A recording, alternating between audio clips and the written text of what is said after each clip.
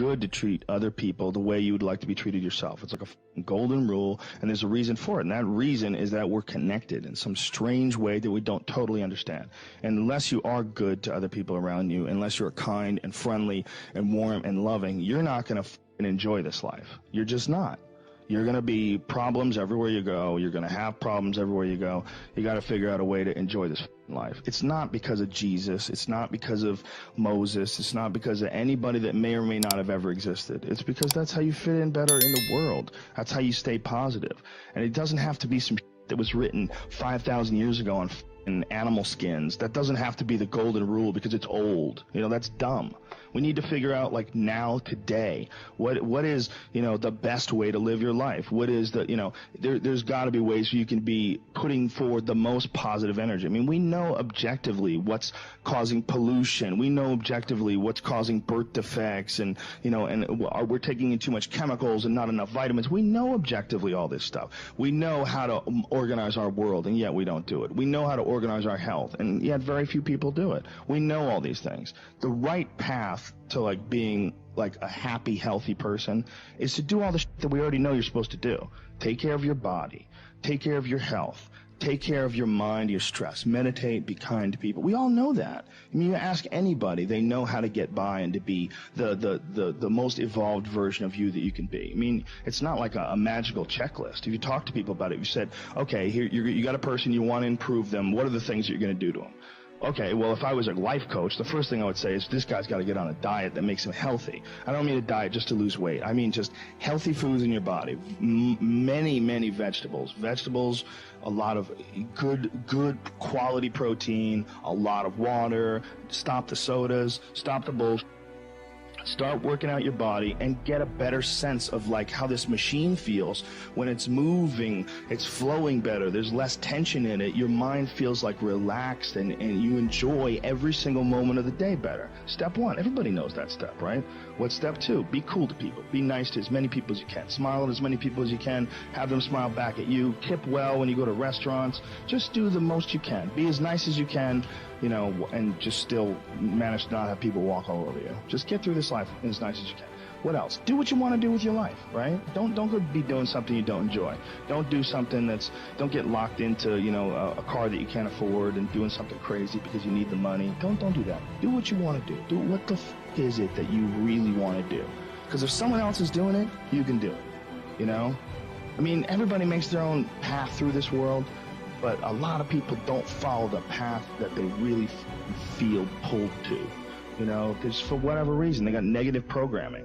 You know, when they were kids, someone told them they couldn't do it, or told them to take the shortcut, or take the shore route. That's a sad thing, man, when you talk to dudes, especially like talented dudes, and they don't follow up with what they want to do, you know? A bunch of people that will say, yeah, well, I have a family, so, you know, it's a great idea for you to just go out there and go crazy. I have people to support. You need to listen. Stop saying that. Stop saying any of those things. Every single person who has ever done anything worthwhile or exceptional or difficult or extraordinary, anyone, whether it's great artists or authors or mathematicians or whatever it is, everyone encounters difficulties. There is no easy road. It does not exist. It is impossible. Everyone has issues. If you have time to pursue a hobby, if you have time to do anything in your life, you can better yourself. And here's one way you never better yourself. When you come up with excuses for why other people are successful and you're not. That is dangerous. When you give yourself an escape, yeah, well, that's easy for you to say, you know, you do this, you do. Trust me. Everybody has a hard road. I wanted to jump out a window several times during my young life. I wanted to jump in front of a train and just end it because it's too much pressure. Not really. But you know what I'm saying. Theoretically. We all go through hard times. We all go through depression. We all go through doubt and moments in your life where it's really difficult and you're trying to figure out what your path is going to be. It's hard as shit. But Stefan and I were talking about this before the podcast starts, that is what makes you a person. And those difficult moments are what build your character. Show me a great man who's the son of a great man. You know, that's what we're saying. These kids that are born billionaires, you're you're never going to be a self-made person. You have a backup trust for your backup trust for your trust, and you're man. I'm fascinated by martial arts. I'm fascinated by comedy. I'm fascinated by many, many different things. I don't understand when people say they're bored, because if I had the time to live 100 lives, I'd be speaking different languages. I'd be living in different countries. I would try a number of different careers, because I think there's a lot of unbelievably fascinating, puzzling, complex things that you could study in this world. That's just me and my personality, but that's a personality also that I've cultivated over years of challenges. Were you like that as a kid too?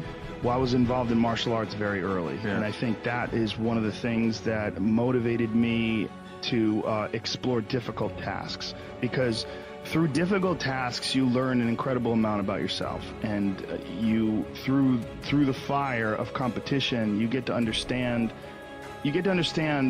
motivation. You get to understand the resistance that you have inside your mind to doing hard work. You get to understand the rewards of discipline.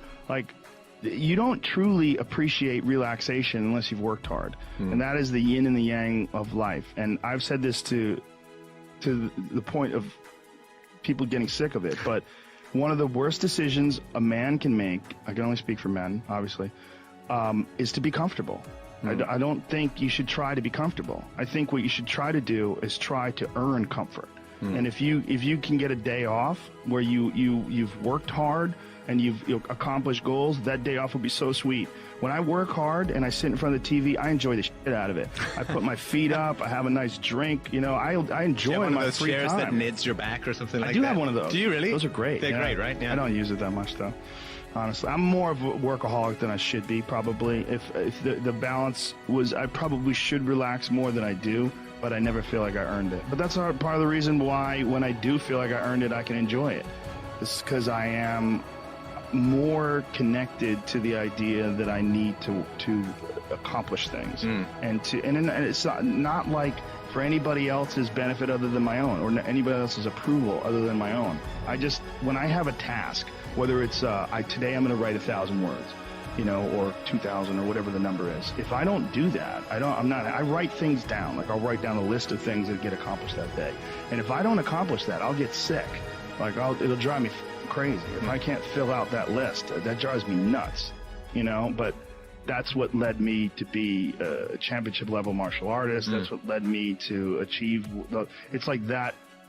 It's the reinforcement of those goals, like understanding that you can achieve those goals. It's going to be difficult. You're going to push through the difficulty, and then you're going to understand what difficulty truly is, and how much of it is just mental, how much of it is just in your mind, this adversity to difficult task or to struggle. And a lot of people have that. They're scared of complications. They're scared of failure. Failure is a big one that people are afraid of, but failure is one of the most important things you could ever have as far as like the motivation to do things differently. One of the reasons why I think that I'm good at friendships and relationships is because I failed at them in the past. One of the things that I'm good at comedy is because I've bombed on stage. One of the reasons why I'm good at work is because I've been a worker in the past, and I know the feeling of failure, the feeling of shame, of being like a weak, non-motivated, lazy person. That's a weak feeling. It's you don't respect yourself, And I have this phrase that I use all the time to people to try to motivate people. I say that be the hero in your own movie. Pretend that if your life was a movie and your life started now, what would the hero do? What would the person that you respect do? What would the person that you admire, the person that inspires you, what would they do? Well, do that and if you do that, you slowly build momentum. You today I did what I wanted to do. Today I started a class in yoga. I did this. I did all these things that I was saying I wasn't going to do, and now I feel momentum. And momentum is a very important point in people's lives. That's why some folks don't like to take days off, because they feel like they're losing momentum, and they sort of have to restart the wheel up again after a vacation. And there's a lot of folks that live life on a cushy cloud of marshmallows and bullshit, and then one day something goes wrong. And I mean, that's why spoiled kids are so sad. like a spoiled young boy, is one of the saddest things ever. A young boy that becomes a man and can't take care of himself, and his dad has to keep on rescuing him. His dad has to keep on bailing him out of situations and giving him money. I've met guys like that, and that is a crippling affliction when they don't have the character themselves to be able to get by in life. They constantly need someone to help them and bail them out. Even as a grown man, I've met guys in their 40s that still need help from their parents. I'm like, what the man? You're never going to get it right, because somewhere along the line they didn't face enough of the adversity to realize that there's sometimes you just got to get up and get shit done. There's sometimes where you have to pull yourself up and you have to push forward even if you want to stay in bed.